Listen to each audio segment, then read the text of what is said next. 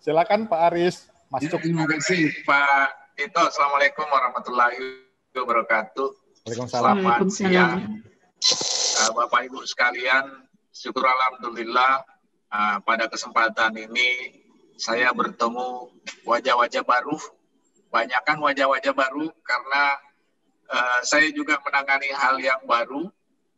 Sebelumnya saya menangani di atas tanah, sekarang menangani di bawah tanah. Jadi ada sedikit perbedaan yang mendasar gitu. Jadi mohon maaf mungkin nanti saya juga menanggapi secara mungkin tidak begitu mendalam. Mungkin nanti di sini juga saya bisa dibantu sama staf saya yang lain.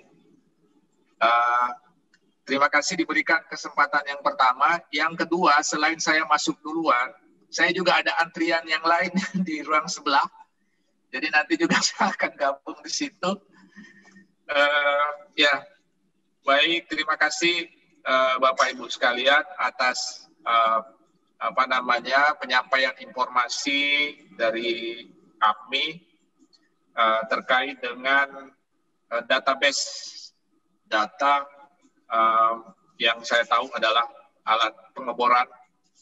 Mudah-mudahan tidak keliru. Jadi saya pun juga ini mengetahui alat pengeboran atau rig ini baru sekitar 2 minggu yang lalu, bukan 2 minggu yang lalu, seminggu yang lalu lah, ketika saya mendampingi Pak Dirjen berkunjung ke Sorik Merapi. Di sana kita mengunjungi salah satu aktivitas yang ada di PLTP Sorik Merapi, yaitu pengeboran untuk sumur. Dan di situ saya juga berinteraksi bahwa ternyata alat pengeboran yang ada juga umurnya juga mungkin sudah tidak mudah ya. Tetapi dari sisi fungsi masih bisa berfungsi dengan baik.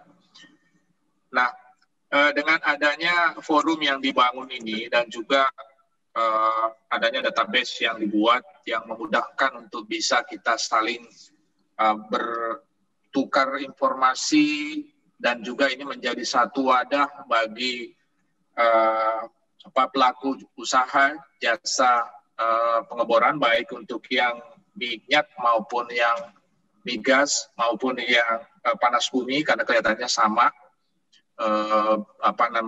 aktivitinya di bidang pengeboran. Tentu ini kami sangat mendukung, Pak. Kalau kami dari sektor panas bumi, mungkin nanti teman-teman saya dari migas juga akan menyampaikan bahwa saat ini pemerintah sedang menyusun yang namanya Grand Strategi Energi. Di dalam Grand Strategi Energi ini, yang mungkin nanti menjadi bagian dari reference untuk melakukan revisi terhadap Rencana Umum Energi Nasional. Di dalam GSE ini ada beberapa output yang diharapkan, yaitu berupa strategi untuk meningkatkan. Yang pertama itu adalah terkait dengan permasalahan minyak. Jadi terlalu banyak impor, sementara produksi di dalam negeri itu sulit sekali untuk ditingkatkan. Nah, ini mungkin ada kaitannya nanti dengan aktivitas pengeboran. Kemudian yang kaitannya dengan energi terbarukan, di mana di dalamnya ada panas bumi, di dalam GSE ini juga dicoba untuk ditingkatkan secara maksimal. Karena saat ini kita pun juga melihat bahwa ada target EBT 23% yang akan kita capai di 2025. Dan saat ini kita baru mencapai 10,9%. Jadi masih tersisa 12% sebenarnya untuk kita kejar dalam 4 tahun ini, termasuk di dalamnya adalah untuk pembangkit tenaga listrik. Nah, lebih khusus lagi di sana ada panas bumi. Yang lainnya bahwa panas bumi ini adalah suatu potensi yang sangat strategis di negara kita karena dari sisi performance listrik yang dihasilkan, panas bumi ini menurut saya paling handal dibanding dengan jenis energi terbarukan yang lain. Karena panas bumi bisa beroperasi 90% sampai 95% setahun, full terus-terusan. Sedangkan yang lain misalnya hidro, mungkin dia hanya bisa beroperasi 60%. Karena ada faktor cuaca, nanti pada saat kondisi kering, produksinya juga pasti akan menurun drastis.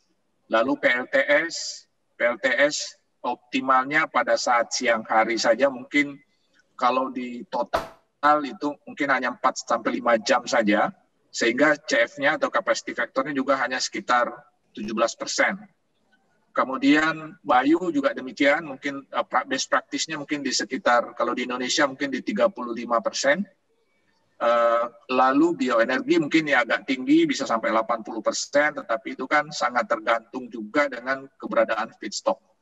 Sedangkan panas bumi tidak terpengaruh cuaca, mau musim kemarau, mau musim hujan, tetap bisa beroperasi dengan lancar. Jadi tidak terpengaruh oleh ada angin atau nggak ada angin, mau siang atau malam, tetap beroperasi secara baik. Dan tentunya kita tahu bahwa saat ini teknologi juga semakin berkembang, khusus untuk panas bumi. Kalau dulu mungkin kita masih bicara mengenai mulai dari pengeboran awal sampai kepada COD, itu butuh waktu mungkin 4-5 tahun. Tapi kalau sekarang sudah ada teknologi yang bisa lebih cepat dari itu. Jadi ini perkembangan, ya saya juga berharap di teknologi pengeboran juga ada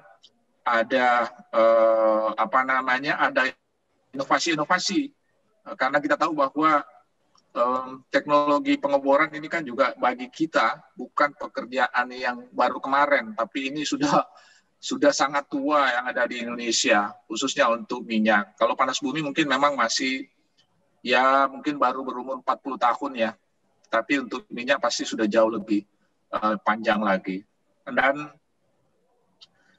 kita juga mengetahui bahwa salah satu aspek yang menjadi perhatian kita terkait dengan panas bumi adalah di tahapan eksplorasi dan juga pengeboran untuk sumur produksi. Karena risiko kegagalannya juga tinggi. Nah, itu yang menyebabkan sehingga harga listrik dari panas bumi juga menjadi sedikit lebih tinggi dibandingkan dengan energi terbarukan yang lain. Nah, kalau kita lihat memetakan hal ini, berarti kan di titik pengeborannya atau di titik eksploitasi dalam bentuk pengeboran ini kan punya cost yang sangat besar di sana. Kami sebenarnya berharap nanti dengan gampang kita mendapatkan informasi yang valid, yang terupdate dari dari database yang ada ini, mungkin juga mudah-mudahan ada impact-nya terhadap kan kompetisi nanti kan semakin jalan ya, sehingga juga kita berharap nanti ada penurunan cost ya kalau memungkinkan di biaya drillingnya, sehingga secara keseluruhan harga listrik yang menjadi target outputnya itu juga bisa lebih affordable. Karena kita tahu arah kita ke sana, subsidi energi harus kita turunkan, termasuk dari subsidi listrik dan lebih khusus lagi dari energi terbarukan. Yang terkait dengan hal ini, kami juga sekarang ini sedang berproses untuk penetapan rancangan perpres terkait dengan harga energi terbarukan, di mana di situ juga panas bumi ada. Dan bukan hanya harga panas bumi, tetapi salah satu poin penting juga yang diatur adalah pengeboran yang dilakukan oleh pemerintah atau menggunakan anggaran APBN. Dan mekanisme-mekanisme terkait lainnya. Nah, ini dilakukan agar cost dari produksi listrik dari panas bumi itu juga bisa dibuat menjadi lebih terjangkau. Nah, ini akan terkait semua nantinya. saya pikir akan sangat terkait semua dengan ini, dan mudah-mudahan dengan adanya forum ini kita bisa membahas lebih dalam lagi ya terkait mungkin dengan aspek cost ya. Kita berharap sih ini memang bisa kita dapatkan cost yang lebih terjangkau sehingga resiko di dalam pengembangan panas bumi juga bisa tereduksi sehingga target kita untuk membangun hingga 7.000-an megawatt lagi dari sekarang itu bisa kita capai.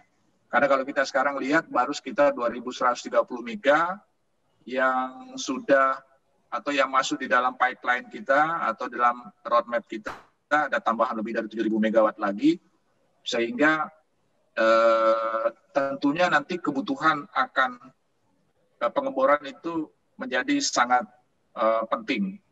Nah, dan tadi sudah disebutkan misalnya untuk minyak dibutuhkan sekian pengeboran untuk setiap tahun. Mungkin nanti juga di panas bumi kita juga bisa mengidentifikasi itu. Di sini ada Pak Roni, nanti ada Pak Ibnu yang juga bisa melakukan perencanaan, atau setidak-tidaknya kita bisa merencanakan bahwa dalam beberapa tahun ke depan kita memerlukan adanya pengeboran sejumlah sekian unit, ya, sekian sumur. Ya demikian Pak Tito mungkin yang saya sampaikan. Mudah-mudahan bisa sesuai dengan yang diharapkan. Tetapi di sini ada Pak Roni juga di sini nih. Mungkin Pak Roni bisa menambahkan kalau diizinkan 1-2 menit, Pak Tito. Silakan Pak Roni. Silakan Pak Roni. Baik, terima kasih Pak Direktur. Mohon izin Pak Tito, Bapak-Bapak sekalian. Perkenalkan saya Roni Chandra. Database ini tentunya sangat bermanfaat ya, tidak hanya untuk para penggunanya nanti ya, pengguna jasa rig pengeboran ini, tapi juga bayangan kami bisa membantu tugas-tugas pemerintah khususnya di Direktorat Panas Bumi ini untuk melakukan pembinaan pengawasan. Jadi saya juga berharap tadi saya tidak lihat detailnya ya database ini. Cuma saya berharap akan ada juga informasi terkait misalkan status sertifikat kelayakannya ya, seperti di migas, di panas bumi. Karena selain dari fungsi keteknisannya dalam setiap peralatan atau instalasi pengeboran ini, tapi juga dari aspek administrasi tidak boleh diabaikan. Ya. Peraturannya menetapkan begitu, dan itu salah satu item yang wajib kami lakukan ketika akan dilakukan inspeksi sebelum tajak pengeboran, khususnya di panas bumi. Saya rasa juga di migas sama. Jadi informasi ini khususnya yang dituangkan di dalam database ini tidak hanya bermanfaat untuk para pengguna rig ini, tapi juga harapannya bisa membantu memudahkan gitu ya dan merapihkan tugas-tugas pemerintah untuk memeriksa kelayakannya setidaknya. Saya rasa itu Pak Direktur. Terima kasih waktunya Pak Tito. Terima kasih tambahannya Pak Roni. Ya mungkin itulah harapan-harapan kami yang dari Direktorat Jenderal EPTKE yang juga mempunyai keterkaitan erat dengan kegiatan dari APMI ini. Ya, demikian. Assalamualaikum warahmatullahi wabarakatuh. Silakan Pak. Assalamualaikum warahmatullahi wabarakatuh. Terima kasih Pak Direktur, Pak Haris Yahya dan Pak Roni tadi atas masukannya, gambarannya.